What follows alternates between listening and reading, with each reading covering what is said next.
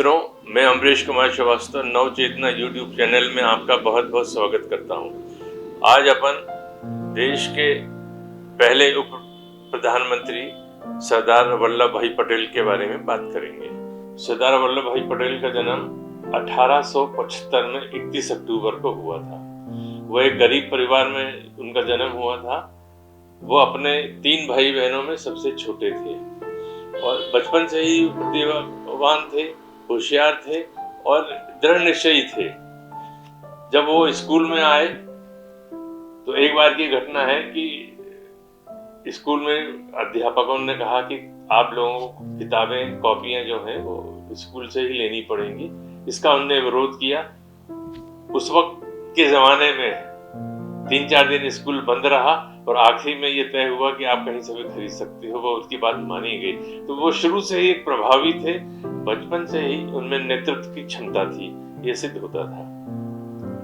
उन्होंने स्वाध्याय से ही अपना एजुकेशन पूरा किया। इस कारण से वो 22 वर्ष की उम्र में मैट्रिक पास कर पाए।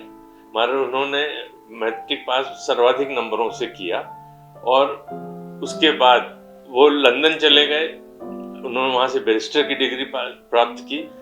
लंदन से उन्होंने केवल 30 महीने के अंदर आधे समय में बैरिस्टर की डिग्री प्राप्त कर ली और 1913 में वो वापस आए हिंदुस्तान और उन्होंने अहमदाबाद में वकालत की प्रैक्टिस शुरू कर दी। वो ज्यादातर जो केसेस थे वकालत के, वो अपने स्वतंत्रता संग्राम सेनानियों के लेते थे और उनके लिए वो जी जान से मेहनत करके केस जिताते थे। एक बार की घटना है कि वो एक स्वतंत्रता संग्राम सेनानी का केस कर रहे थे। इतने में उनके एक मित्र वकील ने उनको एक पर्ची लाके दी। उन्होंने पर्ची पढ़ी और जेब में रख ली और बहस की, अंतिम बहस थी। सामने वाला जो न्यायाधीश था वो अंग्रेज थे। अंतिम बहस की उन्होंने और वो केस जीता और वो उस स्वतंत्रता संग्राम सेनानी को उन्होंने विजय दिलाई। अंग्रेज न्यायाधीश ने उनसे पूछा कि आपके मित्र ने वो पर्ची दी थी, उसमें क्या लिखा था? तो उन्होंने बताया कि मेरी पत्नी का देहांत हो गया है। तो उस अंग्रेज न्यायाधीश को भी बड़ा आश्चर्य हुआ कि आप इसके बाद भी आप बहस करते रहे, आप बोलते तो मैं केस आगे बढ़ा देता। पर उन्होंने कहा कि नहीं, मेरा कर्तव्य मेरे देश के लिए मेरी पत्नी से ज्यादा है और मैंने अपने देश के लिए, अपने भारत माता के लिए जो कर्तव्य था वो पूरा किया। अब मैं जाऊंगा तो अपनी पत्नी के लिए अपना कर्तव्य पूरा करूंगा। ये उनकी भावना थी, जो शुरू से उनकी भावना रही। इसके बाद उनकी भारत माता की तरफ, भारत देश की तरफ, भारत की पब्लिक जनता के लिए उनका ध्यान आकर्षित हुआ। वो गांधी जी के संपर्क में आए और गांधी जी से वो बहुत ज्यादा प्रभावित थे। सबसे पहला आंदोलन, खेड़ा का आंदोलन उन्होंने गांधी जी के सहयोग से किया, गांधी जी के सानिध्य में किया और उससे उन्होंने विजय प्राप्त की। उससे उनका मनोबल और बढ़ गया और वो और सक्रिय राजनीति में आ गए और अपना तन मन धन से देश की सेवा करने लगे। सरदार वल्लभ भाई पटेल 1928 में कसाव बारडोली में एक आंदोलन उस वक्त हो रहा था जिसका इन्होंने नेतृत्व किया। आंदोलन सूखे के कारण लगान माफ करने के लिए किया जा रहा था और उस वक्त महिलाओं ने इनको उपाधि दी।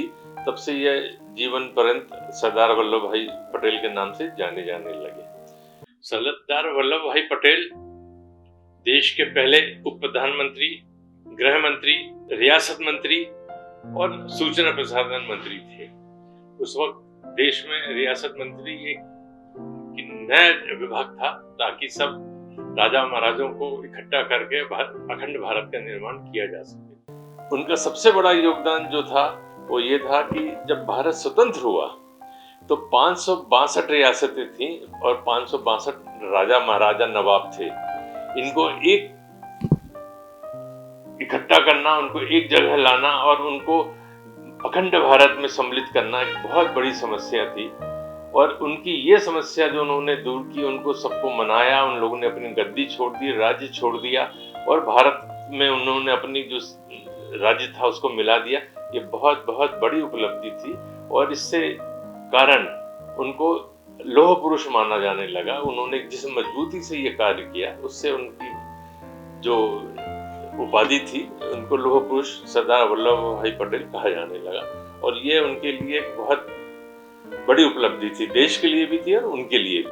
उन्होंने एक बार जिलाधीश की पोस्ट के लिए परीक्षा दी थी, जिसमें उनको सर्वाधिक नंबर मिले, पर उन्होंने वो ज्वाइन नहीं किया। उसके बाद उन्होंने 1917 में सैनिटेशन कमिश्नर का चुनाव लड़ा और वो चुनाव में वो विजयी हुए। इस तरीके से उन्होंने धीरे धीरे करके अपने जीवन को संघर्षमय बनाते हुए, संघर्ष करते हुए आगे बढ़े हैं वो। उनकी मृत्यु के 41 वर्ष बाद उनको भारत रत्न की उपाधि दी गई। ये उपाधि उनके पुत्र विपिन भाई ने स्वीकार की थी, ग्रहण की थी, प्राप्त की थी। वे वर्ग विरोधी, वर्ण विरोधी, जात विरोधी और गरीब अमीर का भेदभाव नहीं जानते थे और इसके लिए उन्होंने पूरा जीवन काम किया। उन्होंने कभी भी किसी भी जात के लिए, किसी भी ऊंच नीच के लिए कभी भी उन्होंने उसका प्रोत्साहन नहीं दिया। उनके बहुत सारे पत्र हैं जो उन्होंने इस बीच में राजनीतिक उद्देश्यों से, सामाजिक उद्देश्यों से लोगों को लिखे हैं और लोगों को जवाब दिए हैं। इसका संग्रहण दुर्गा प्रसाद जी ने 1945 से 1950 के बीच में संग्रह करके 10 खंडों में प्रकाशित किया है, जो कि गुजराती में और हिंदी में प्रकाशित है। उनका देहांत 15 दिसंबर 1950 को हो गया। भारत का एक सपूत हमेशा हमेशा के लिए लुप्त हो गया। अगर मेरा ये YouTube चैनल आपको पसंद आया हो तो कृपया सब्सक्राइब करें, लाइक करें और कमेंट बॉक्स में अपने विचार जरूर लिखें। धन्यवाद।